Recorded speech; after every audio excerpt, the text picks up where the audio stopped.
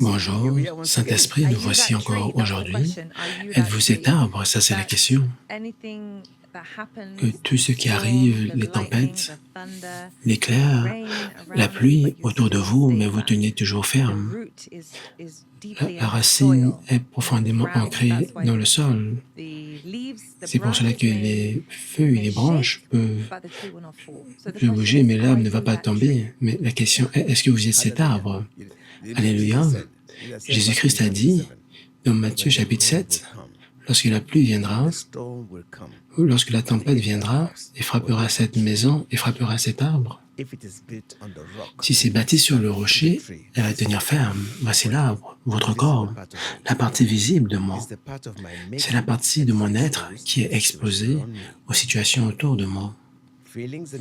Les sensations et les émotions reçoivent des attaques, des situations que nous faisons face chaque jour. Parfois, juste une mauvaise nouvelle. L'arbre commence à se troubler. Cette tempête peut être la situation à laquelle vous faites face. Quelle est votre situation? À quoi faites-vous face? Qui peut challenger votre foi de façon unique? Allons dans notre livre de lecture. Cela va nous aider à nous introduire dans ce message que nous avons pour vous aujourd'hui. La paix du cœur, c'est notre message aujourd'hui. La fondation de votre vie spirituelle.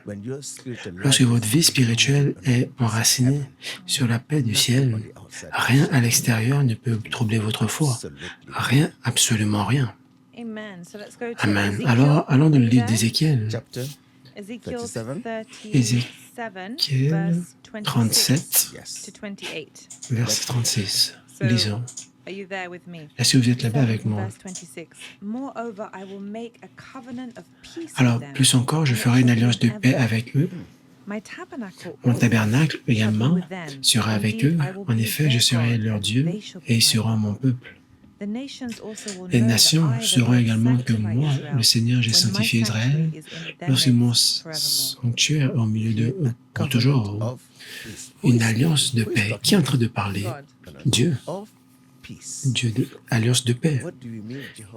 Qu'est-ce que cela veut dire, Jéhovah Shalom? Rappelez-vous, en décembre, nous avons parlé dans l'introduction des voix de l'Esprit, psaume 23. Nous avons dit Jéhovah Shalom. Cela veut dire la paix dont nous parlons est une paix inconditionnelle. Ce n'est pas une paix naturelle.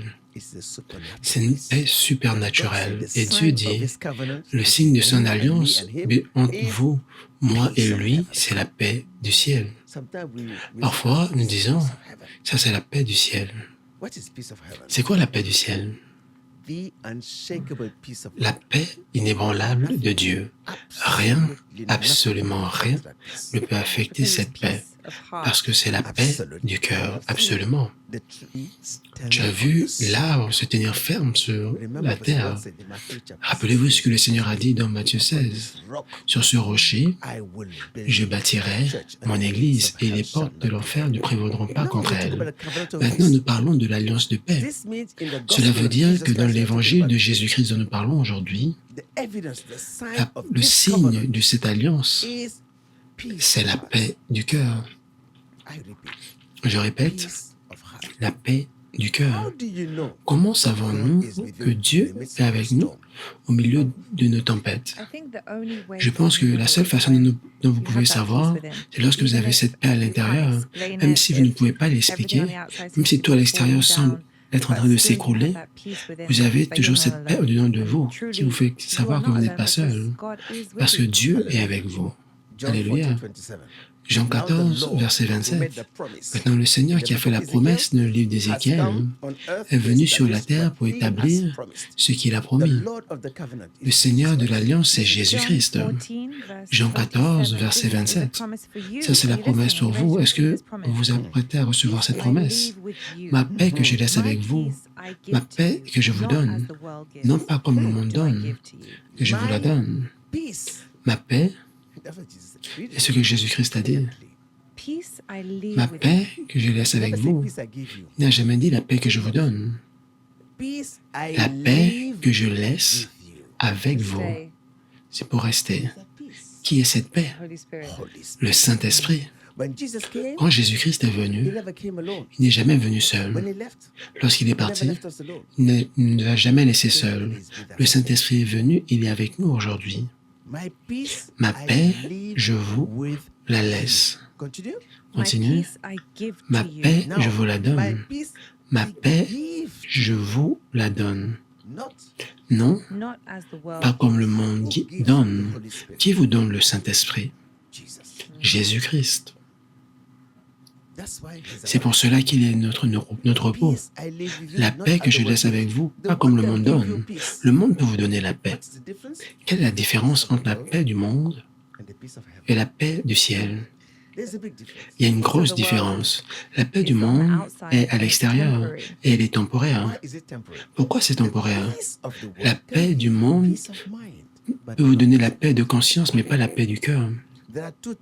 Il y a deux types de paix que nous devons identifier la source. La paix de conscience et la paix de cœur. Quelqu'un, il a besoin d'argent. Il n'y a pas la nourriture sur la table. Vous êtes stressé. Comment vais-je payer mes factures ce mois? Comment je vais faire ceci? Et quelqu'un vient dire, ah mon frère, le Seigneur a dit, je dois te remettre cela. Quelqu'un vous remet de l'argent, mais vous avez une percée. Qu'est-ce qui arrive? Vous avez la paix de votre conscience. Votre pensée est soulagée parce que le besoin est rempli. Mais ça, c'est temporaire. Et lorsque vous avez la paix de Dieu, il n'y a rien à l'extérieur. Pas d'argent dans les poches, pas de nourriture sur la table. Votre cœur est en paix. Quelle est la signification de cela? Laissez-moi brièvement vous expliquer. On sait ce qui arrive à Élie. Dans le livre de 1 Roi 18, il a défié tous les faux prophètes de Baal au mont Carmel. Vous pouvez le lire à la maison. Et il les a challengés. Il a dit, pourquoi hésitez-vous entre deux partis? Si le Dieu d'Israël est Dieu, suivez-le. Si Baal est votre Dieu, suivez Baal. Il dit, ok, venons ensemble, prions. Les prophètes de Baal vont prier à leur Dieu. Moi, je prie à mon Dieu. Le Dieu qui va répondre par le feu du ciel, qui soit le Dieu, n'est-ce pas? On a vu ce qui s'est produit. Elle a prié et le feu est descendu du ciel. Et tout le monde s'est incliné. Le Seigneur est Dieu et leur cœur est retourné à Dieu.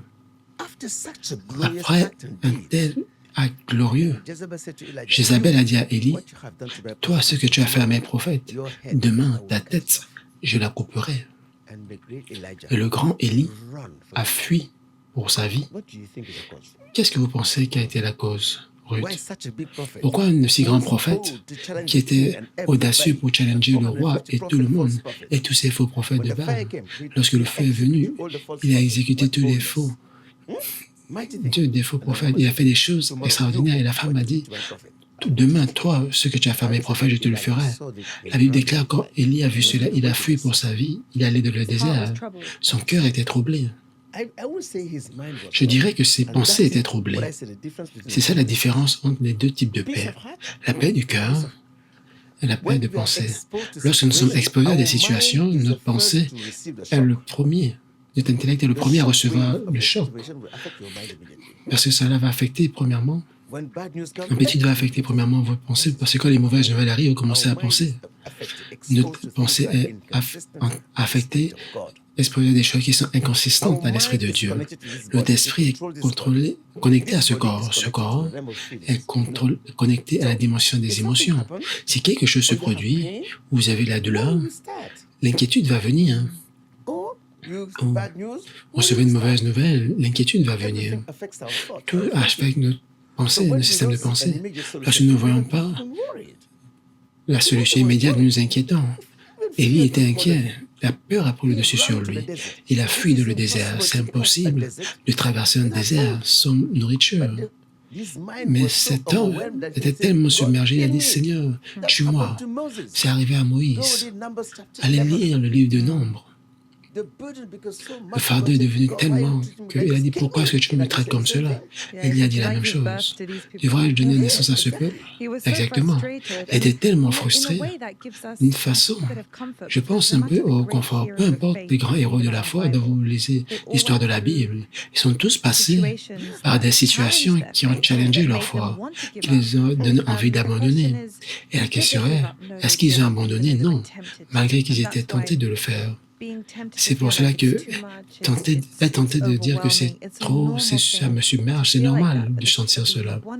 Mais la bonne nouvelle, c'est que à chaque moment où Dieu nous donne la force, la conviction et la force pour tenir ferme, être fidèle à Dieu n'élimine pas l'adversité. Être fidèle à Jésus-Christ, être un chrétien, être un enfant de Dieu ne veut pas dire vous êtes hors de toucher. Même Jésus-Christ l'a dit, allons dans le livre de Jean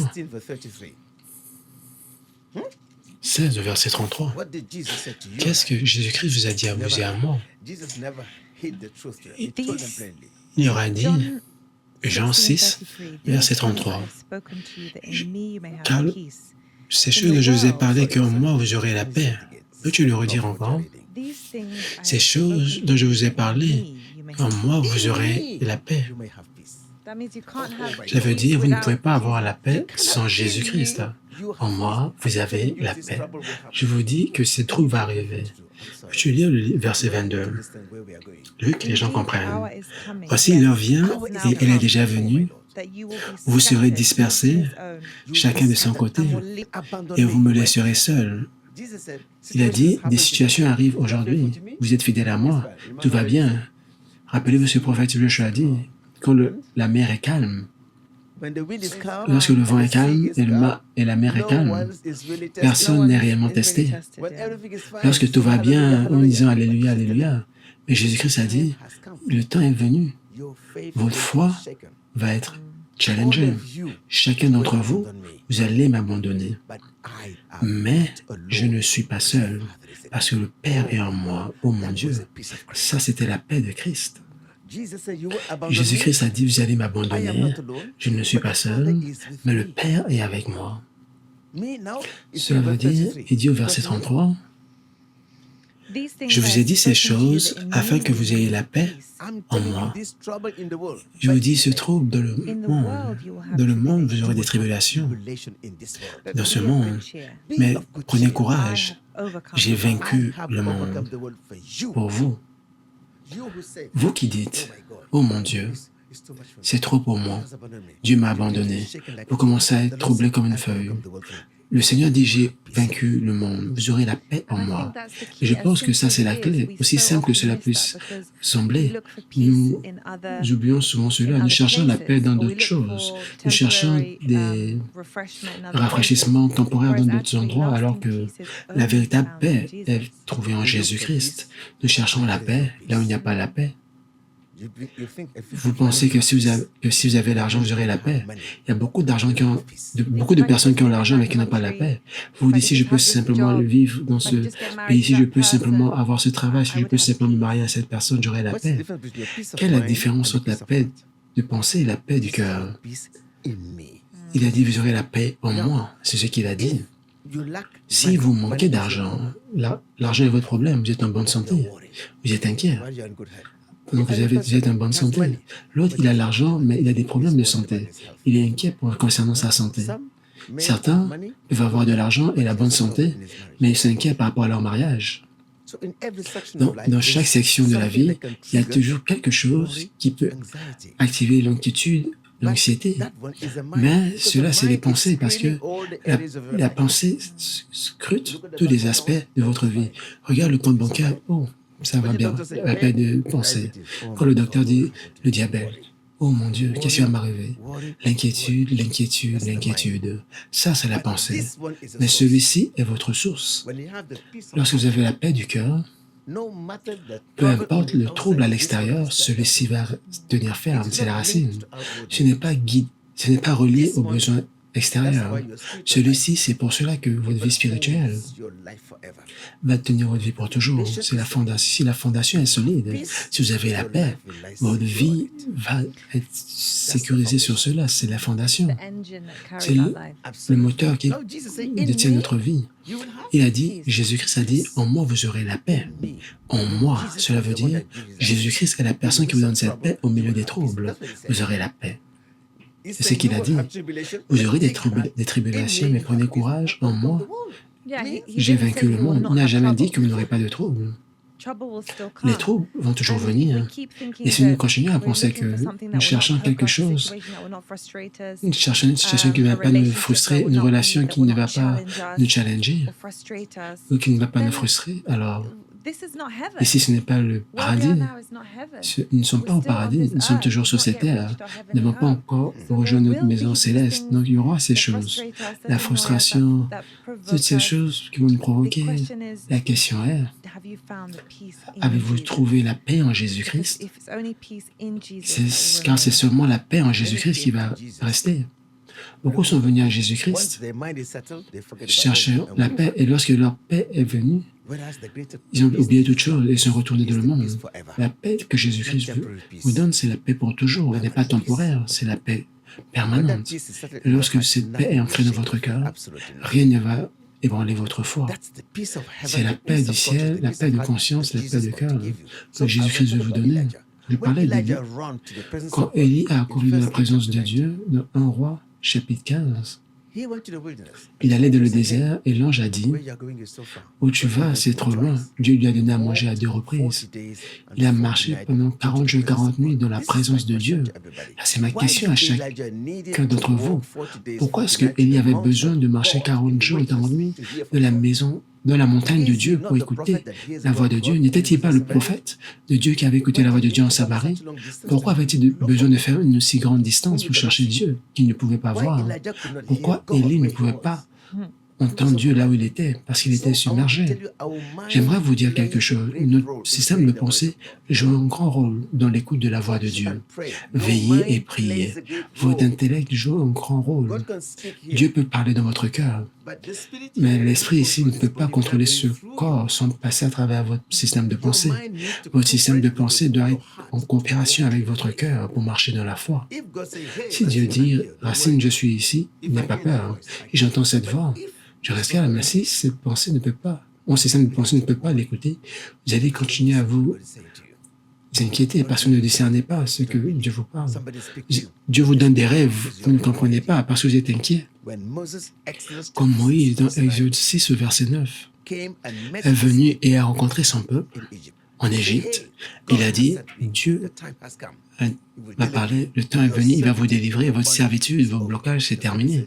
La Bible déclare, personne n'était capable d'écouter ce qu'il disait parce que le fardeau était trop. Quand Élie est venu, Dieu a dit à Élie, que fais-tu ici? C'est ce que le Seigneur lui a dit. Dieu peut dire à ses prophètes, qu'est-ce que vous faites ici? Il a dit, Seigneur, les généraux en Israël ont oublié ton alliance. Ils ont brisé tous tes autels, ils ont tué tous tes prophètes. Et c'est le dernier qui reste, le seul restant, et ils ont menacé de me tuer. C'est pour cela que j'accours à toi. La réponse de Dieu était, un tremblement de terre est venu.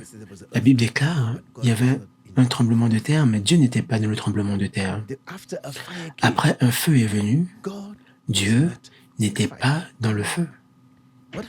Qu'est-ce qui s'est passé après? Un vent a brisé les roches en pièces. Dieu n'était pas dans le vent. Après, ils ont entendu une voix stridente, calme. C'est là où se trouve Dieu. Dieu a dit, sois calme et sache que je suis avec toi. Cette paix dont nous parlons ne peut venir que lorsque Dieu est avec vous. C'est pour cela que Jésus-Christ a dit, en moi vous avez la paix. C'est quelle paix dont nous parlons? C'est quoi la position de la foi lorsqu'il est un temps difficile, lorsque vous n'avez pas d'aide? Vous recevez une mauvaise nouvelle, un mauvais diagnostic, une mauvaise... Ou on menace de vous renvoyer dans votre travail, ou vous avez une nouvelle terrible qui affecte votre vie, vous accourez à Dieu. C'est ce que Élie a fait. Qu'est-ce que nous faisons? Lorsque vous venez de la présence de Dieu, nous faisons tout ce que Élie a fait. Nous ouvrons notre bouche, nous commençons à nous plaindre, nous commençons à m'interpréter des choses. Ah, ils ont tué tout le monde. Il a dit à Élie, j'ai mis à part 7000 prophètes qui n'ont pas fléchi leurs genoux. Il a dit, retourne dans le désert de Damas. Lorsque tu iras là-bas, moi, Azaël comme roi, moi, Jéhu comme roi, moi, comme Élisée comme roi, vu que tu veux partir. Dieu ne se laisse pas guider par nos situations. Ce qu'il a demandé, Dieu lui a donné. C'est ce qu'il a dit. Il a dit, je ne suis pas plus malheureux que n'importe qui. Il a dit, va, Élisée va prendre ta place. C'est ce qu'il a fait. Parce que vous savez, l'inquiétude interfère avec l'Esprit de Dieu de notre vie. Dès lors que nous comprenons cela, nous saurons que, je dis encore, l'inquiétude interfère avec l'Esprit de Dieu de notre vie. Qu'est-ce que cela veut dire? C'est quelque chose de puissant que nous devons comprendre. L'inquiétude interfère avec quoi? L'Esprit de Dieu. Qu'est-ce que cela veut dire? Cela veut dire l'inquiétude va vous empêcher d'écouter ce que le Saint-Esprit vous dit dans votre cœur. Cette inquiétude va venir pour détruire votre sens de jugement, va apporter la confusion. Vous ne serez pas à mesure de discerner ce que Dieu dit de la situation. Si Dieu dit, ne va pas, tu vas aller. Vous n'arrivez pas à écouter de Dieu parce que vous êtes inquiet par rapport au lendemain. Détruit notre sens de jugement. Vous ne serez pas à mesure de discerner ce qui est de Dieu et ce qui est de Satan. Et vous recherchez des alternatives. Vous refusez d'écouter Dieu. Lorsque la situation est venue, ils ont arrêté Jésus-Christ à Gethsémani. Tout le monde a fui. Ils ont oublié tout ce qu'ils ont dit. Ils disaient, « Oh Seigneur, je ne vais jamais t'abandonner. Je vais mourir avec toi. » Thomas a même dit, « Allons mourir avec lui. » Mais lorsque la mort est venue, au point de la mort, eux tous ont fui. Un parmi eux a fui nu. Ils ont laissé Jésus-Christ, chacun d'entre eux. La Bible déclare, cette paix dont nous parlons n'est pas de cette terre. Même au milieu des situations qui menacent votre vie, lorsque vous avez cette paix, vous ne serez jamais troublé. Lorsque la paix du ciel vient de votre cœur, rien, absolument rien, ne va vous troubler parce que Dieu vous a donné cette paix. Maintenant, nous disons, comment est-ce que la paix vient? Parce que Dieu est avec vous. À chaque fois, allez lire votre Bible. Quand Dieu a appelé Moïse dans Exode chapitre 3, Moïse était tellement inquiet. Il avait peur d'aller en Égypte. Il a fui parce qu'il avait tué quelqu'un. Je vais là-bas, on va me tuer. Dieu a dit, je serai avec toi. Exode 3, verset 12. Gédéon, va faire cela. Seigneur, moi, Dieu a dit, je serai avec toi. Jérémie, je suis un petit enfant, je ne sais pas parler. La réponse de Dieu, je serai avec toi. Jésus-Christ a dit, je serai avec vous jusqu'à la fin des temps. Quelle est la signification de cela? Le nom de Jésus-Christ, Matthieu 1, 33, Emmanuel, Dieu est avec nous. Et vous savez ce que nous avons l'habitude de dire? Si Dieu est avec moi, qui peut être contre moi? Personne. Si Dieu est avec une nation, qui peut être contre cette nation? Personne. C'est rapide pour nous de dire cela, mais dans la réalité, est-ce que nous croyons en cela? La Bible déclare, la foi en Jésus-Christ apporte la paix et le repos à cause de la connaissance que Dieu est avec nous. Si vous savez véritablement que Dieu est avec vous, cela veut dire, je ne vous demande pas de faire des choses de vous-même. Je suis avec vous pour vous apprendre à faire des choses impossibles. Je suis Dieu et je vous demande de faire des choses impossibles aux hommes afin que la gloire me revienne. Tu as dit que tu ne sais pas parler, je suis avec toi. Il dit à Exode, dans Moïse, dans Exode 4, je t'enseignerai ce qu'il faudra dire. Ne dis pas, je suis un enfant, Jérémie. Tu iras où je t'enverrai. Cette capacité, c'est le Saint-Esprit, une capacité surnaturelle. Lorsque nous essayons de nous disqualifier nous-mêmes humainement, en pensant que nous n'avons pas ce que ça prend pour servir Dieu, nous n'avons pas ce que ça prend pour faire face à une certaine situation, c'est à ce moment que nous devons nous regarder à travers les yeux de Jésus-Christ pour nous voir tel qu'il nous voit. Et à ce moment, nous verrons que si Jésus-Christ est avec nous, alors nous pouvons faire toutes choses à travers Christ qui nous fortifie. Et c'est facile de le dire, mais pour vivre cela actuellement, la vie est challengeante. La vie est challengeante. Et spécifiquement, il y a tellement de challenges auxquels nous faisons face de nos jours. Les challenges ne s'arrêteront jamais. Mais nous pouvons faire toutes choses à travers Christ qui nous fortifie. À travers Christ, si nous essayons de faire des choses sans lui, c'est à ce moment que nous allons nous inquiéter.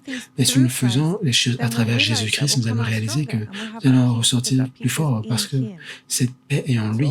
Donc, regardez la vie, ces tempêtes, ces adversités, d'un point de vue humain, c'est un piège du diable. Pourquoi? Pour vous défocaliser de votre focus naturel. Dis-le encore, regardez la vie et ses adversités, c'est un piège du diable. D'un point de vue humain, regardez la vie, cette tempête et adversité d'un point de vue humain, est un piège du diable pour vous défocaliser de votre focus naturel en Dieu, afin que vous puissiez vous concentrer sur vos troubles. Le trouble devient plus grand, vous voyez le problème plus grand que votre Dieu. C'est ce que le diable a dit. Donc, pourquoi est-ce qu'il a dit cela? Parce que ça brise votre union avec Dieu. Nous vivons par la foi lorsque nous reconnaissons notre union avec Dieu dans l'esprit.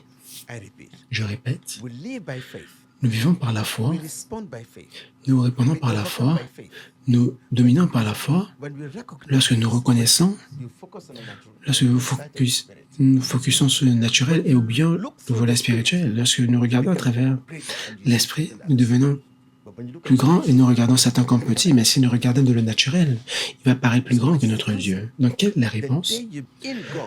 En Dieu, la paix apporte la paix, le repos, parce que nous savons réellement que Dieu est avec nous. Josué et Caleb savaient que Dieu était réellement avec eux. La paix a pris le contrôle de leur cœur et ils ont déclaré la parole de foi. Dieu est avec nous. David, lorsque tout le monde était troublé, 1 Roi 17, ce petit garçon était déplacé par la paix du ciel. Il n'était jamais déconnecté de Dieu parce qu'il savait que son focus était sur Dieu, pas sur les hommes, pas sur les armes à l'extérieur. Donc Jésus-Christ a dit, ma paix, je vous la donne, ma paix, je vous la donne, non comme le monde donne. L'argent et l'or ne peuvent pas vous donner cette paix.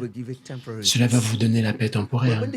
Mais lorsque la paix de Dieu vient là, commence à dominer votre cœur, elle va influencer votre système de pensée et lorsque votre système de pensée est renouvelé, c'est quoi le renouvellement du système de pensée? Vous dites, ok, voici le rapport, une maladie mortelle. Ok. Élie accourt à Dieu, il prie. Mais si Dieu parle à votre cœur et vous dites, ne vous inquiétez pas, soyez calme, je suis avec vous, c'est la réponse. Regardez le témoignage de cette sœur aujourd'hui. C'était quoi son sœur? Non, la première, Virginia. Virginia était inquiète. Dans sa maison, elle a commencé à louer Dieu. Et c'est à ce moment que le Saint-Esprit a commencé à agir. La réponse à votre problème a commencé déjà, même avant même de prier. Au moment où je vous parle, les choses commencent à se produire dans l'esprit, avant même qu'ils se manifestent dans le naturel. Aujourd'hui, beaucoup d'entre vous, votre percée, votre guérison, votre délivrance s'est déjà produite dans l'esprit. C'est pour cela que nous avons besoin de dire merci Jésus, c'est cela. Quand Jésus-Christ est venu au tombeau de Lazare, Lazare était dans la tombe, n'est-ce pas? Jésus-Christ a dit, Père, je te remercie. Est-ce que c'était le temps de remercier Dieu alors que le corps était encore dans le tombeau? Mais Jésus-Christ savait que Dieu l'avait déjà fait. My choir has come back. Thank you. Let the poor say I am rich because of what the Lord has done for us. Give thanks with a grateful heart. Join us to sing. You know the song. Rejoignez-nous dans cette louange. Give thanks Vous, là-bas où vous êtes, vous chantez ça mieux que moi. Je ne sais pas c'est quoi votre problème, mais commencez à remercier Dieu, à Jésus-Christ aujourd'hui. Commencez à remercier Dieu au milieu des troubles. Ça, c'est la foi pour vous. Commencez à remercier Dieu dans l'espoir, en espérant ce qu'il s'apprête à faire dans votre vie. Le Saint-Esprit est toujours un pas devant nous. Si nous sommes réellement des enfants du Dieu puissant, si nous savons réellement que Dieu demeure en nous, qui va vous faire sortir de la foi? Personne. Dieu peut permettre à des situations de venir. Jésus-Christ a dit, personne n'est hors de toucher. Dans ce monde, vous aurez des troubles, mais vous avez la paix en moi, demeurez en moi, et je demeurerai en vous. Qu'est-ce que cela veut dire? En moi veut dire demeurer dans sa parole. Le jour où vous allez devenir conscient de la réalité de Dieu, de sa présence à travers cette Bible, votre vie va changer pour toujours. Le jour où vous allez commencer à réaliser comment Dieu parle, la position de sa parole, vous allez accourir dans la bonne place pour le sauvetage. Si vous accourez aux hommes, la solution des hommes va vous rencontrer, mais si vous partez au Saint-Esprit, la paix du ciel va vous sauver et vous n'allez pas retourner. La position de l'évangile de Jésus-Christ, qui est le signe de son alliance, c'est la paix du cœur. Lorsque vous connaissez la valeur de la paix du cœur, vous ne voulez pas que quelque chose affecte cette paix. Tout ce qui peut arriver, vous ne voulez pas aller dormir sans être sûr que la paix dans votre cœur est restaurée. Personne ne vaut que vous puissiez retirer cette paix de votre cœur, mais vous devez connaître la valeur de cette paix. Vous devez vous battre pour cette paix. Lorsque je dis de vous battre pour cette paix, protégez votre relation avec Jésus-Christ au-delà de toute chose, parce que c'est cette relation avec Jésus-Christ qui va vous donner cette paix. Donc, ne permettez pas à personne de distraire vos émotions ou de vous rendre inquiet au point où vous perdez cette paix, parce que cette paix n'est pas basée sur comment vous vous sentez, mais c'est basé sur le fait de connaître qui est Dieu. Nous ne sommes pas sauvés parce que nous nous sentons sauvés, nous nous sentons aimés, nous nous sentons heureux. Tout est question de mettre notre foi et notre confiance dans la parole de Dieu et croire que Dieu aide ceux qu'il dit qu'il est. Lorsque nous poursuivons cette relation avec Jésus-Christ et nous la protégeons avec cette relation, nous retournerons à la paix. Parce que Jésus-Christ est la paix, il est le prince de paix. Il est venu pour nous donner la paix. Je veux que tu puisses lire 2 Thessaloniciens 3, verset 16 et Colossiens chapitre 3, verset 16. 2 Thessaloniciens chapitre 3, verset 16. Le livre de Colossiens chapitre 3, verset 16. Écoutons ce que Paul dit concernant cette paix et celui qui donne la paix. 2 Thessaloniciens chapitre 3, au verset 16. Que le Seigneur de paix vous donne lui-même la paix en tout temps, de toute manière. Que le Seigneur de la paix, Jéhovah Shalom, Jésus-Christ, notre Père lui-même, vous donne la paix du ciel, toujours. Cela veut dire, c'est la paix inconditionnelle du Dieu inconditionnel du ciel. Lorsque cette paix entre dans votre cœur, votre peur va disparaître. Les situations peuvent vous troubler, mais vous allez tenir ferme dans la foi, rien ne va vous troubler. La paix au-dedans de vous, parce que Dieu est avec vous, vous allez tenir ferme. Vous allez même vous réjouir, comme Paul et Silas. Lorsque la paix est venue, ils ont commencé à louer à l'intérieur de la prison. Et il y a eu un tremblement de terre parce que Dieu est avec vous. Continuez à lire. Je suis allé dans Colossiens déjà. Allons dans Colossiens 3,16. Colossiens 3,16. Que la parole de Christ habite parmi vous abondamment. Instruisez-vous et exhortez-vous les uns les autres en toute sagesse par des psaumes, par des hymnes, par des cantiques spirituels, chantant à Dieu dans vos cœurs sous l'inspiration de la grâce. Ça, c'est la parole. Et quoi que vous fassiez en parole ou en œuvre, faites tout au nom du Seigneur Jésus, en rendant par lui des actions de grâce à Dieu le Père. Maintenant, le dernier, Philippiens 4 au verset 7. Philippiens 4 au verset 7.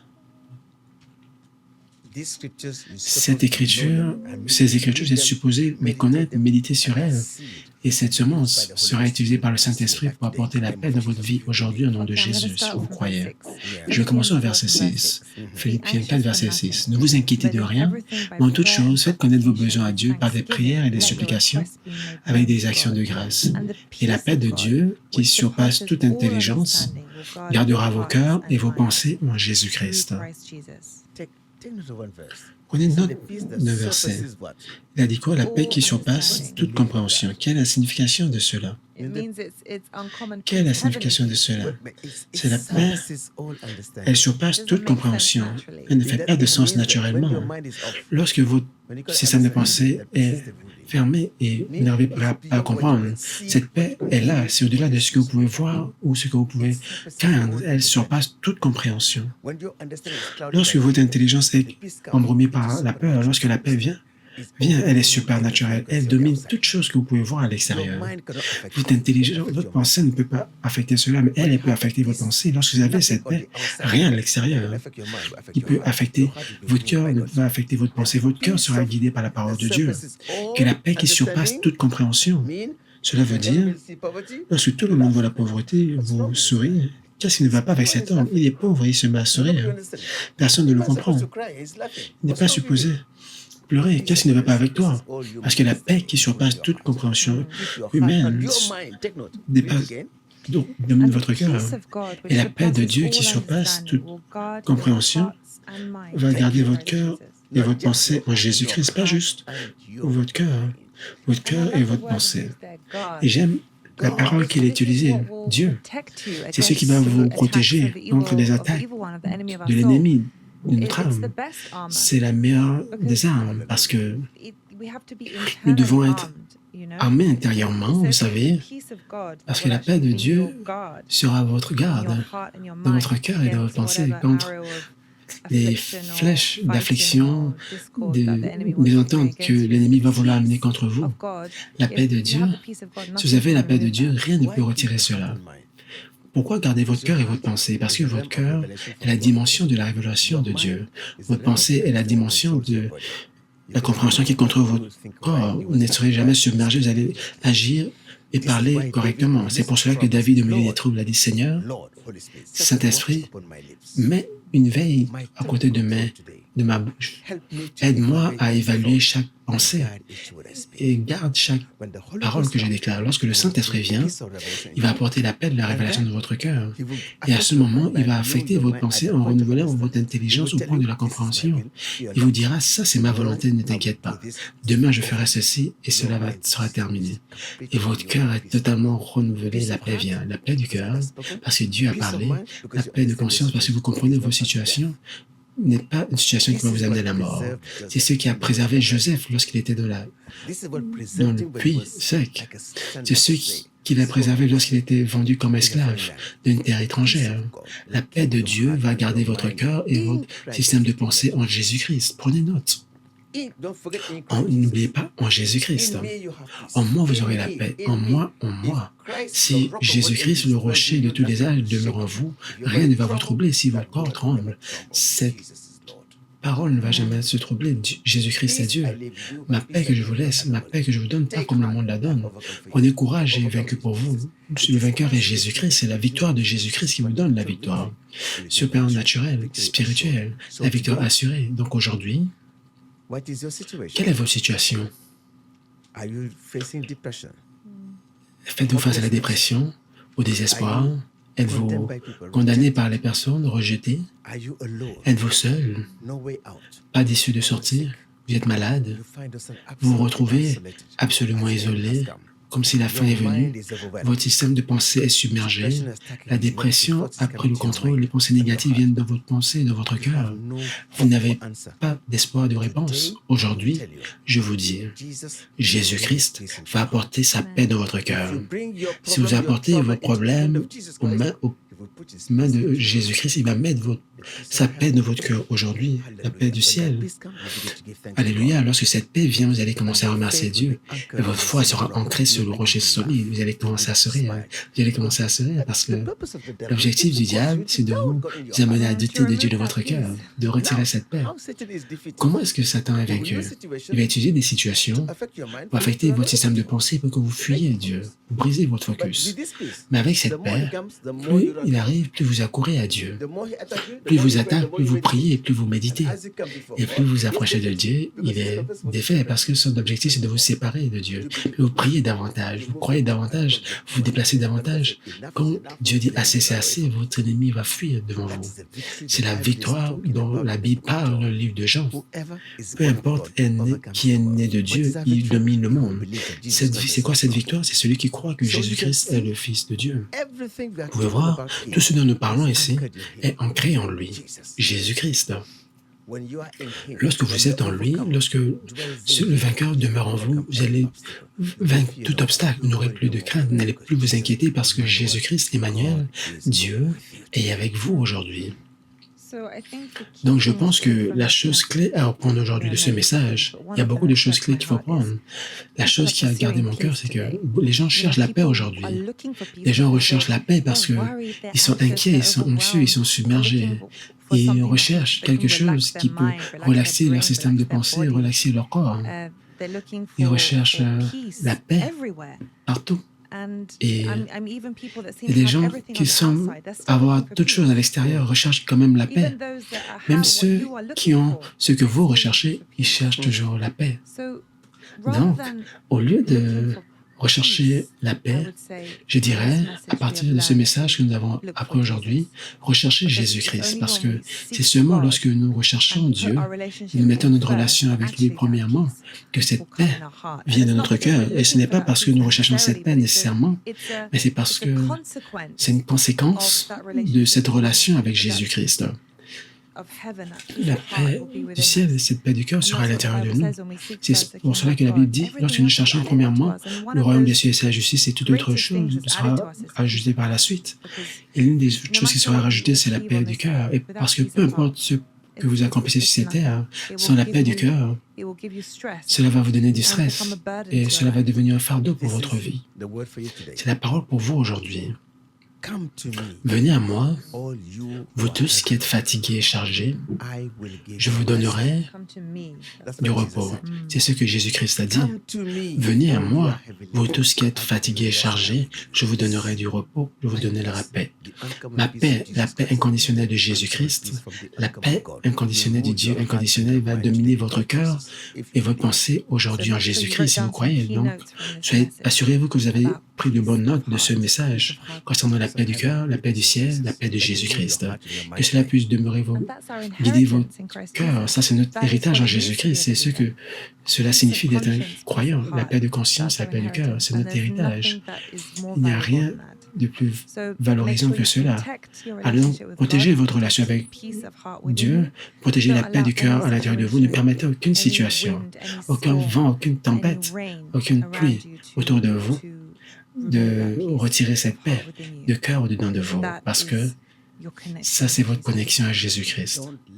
Ne laissez pas votre situation vous dérouter, vous amener à douter de Dieu. Ne laissez pas vos situations vous amener à rechercher la paix là où il n'y a pas la paix. Jésus-Christ a dit, je suis la vérité, là où la véritable lumière vient, là où la véritable paix vient, et sa paix est réelle. Croyez seulement et vous serez surpris de voir votre cœur en paix. La pression et la tension commencent à partir, et vous ne savez pas pourquoi. La paix du ciel est venue. Donnez-lui une chance aujourd'hui de mettre sa paix dans votre cœur aujourd'hui lorsque vous venez de sa présence. Amen.